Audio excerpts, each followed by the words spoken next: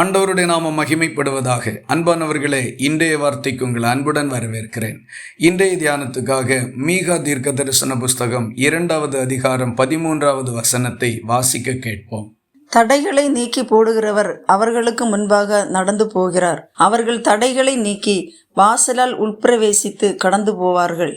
அவர்கள் ராஜா அவர்களுக்கு முன்பாக போவார். கர்த்தர் அவர்கள் முன்னணியில் நடந்து போவார்.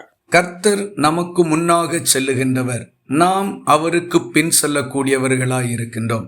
இந்த வசனத்திலே தேவன் நமக்கு முன் செல்லுகிறதை குறித்து 3 முறை சொல்லப்பட்டிருக்கின்றது. அப்படியானால் மிக உறுதியாக தேவனுடைய வசனம் சொல்லுகின்றது, கர்த்தர் நமக்கு முன்பாக போவார் என்று.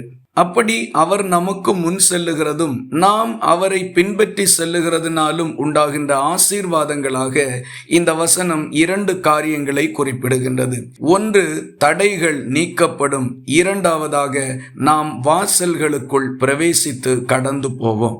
கடந்த வருஷத்தில் பல தடைகளின் நிமித்தம் நம்முடைய காரியங்கள் ஒரு வெற்றி இல்லாத நிலையையும் மிக கடினமான சூழ்நிலைகளையும் சந்தித்திருக்கலாம். தேவன் இந்த வருஷத்தில் நமக்கு முன்னாக நடந்து போகின்றபடியினால் அவர் நம்முடைய தடைகளை நீக்கி போடுகின்றார். 2வது ஆசீர்வாதம், வாசலால் உட்பிரவேசித்து கடந்து போவார்கள்.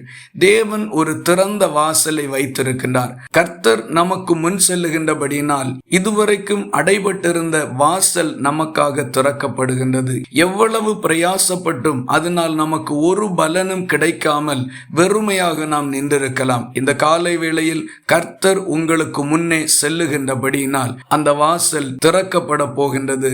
கர்த்தரே முதலாவதாக அதன் வழியாய் பிரவேசிக்க போகின்றார். நீங்கள் அவருக்கு பின்னால் அந்த வாசலுக்குள் பிரவேசித்து அதன் ஆசீர்வாதத்தையும் பலனையும் அனுபவிக்க போகின்றீர்கள்.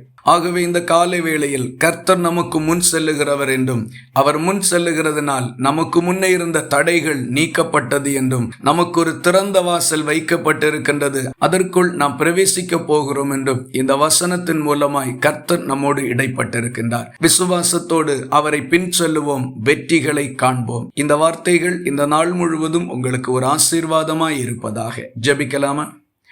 எங்களை நேசிக்கிற அன்பு நிறைந்த நல்ல ஆண்டவரே, நாங்கள் உம்மை நன்றியோடு துதிக்கிறோம். இந்த புதிய வருஷத்தின் முதல் நாளில் நீர் எங்களுக்கு முன்பாக நடந்து போகிறவராக வெளிப்பட்டிருக்கிறதற்காக உமக்கு ஸ்தோத்திரம். இதுவரைக்கும் எங்கள் வாழ்க்கையில் இருந்த தடைகளை நீக்கி எங்களுக்கு திறந்த வாசலை தந்து நீர் முதலாவதாக அதில் பிரவேசிக்கிறதற்காகவும் நாங்கள் உம்மை பின்பற்றி வர எங்களை நீர் நடத்தி செல்லுகிறதற்காகவும் உமக்கு ஸ்தோத்திரம்.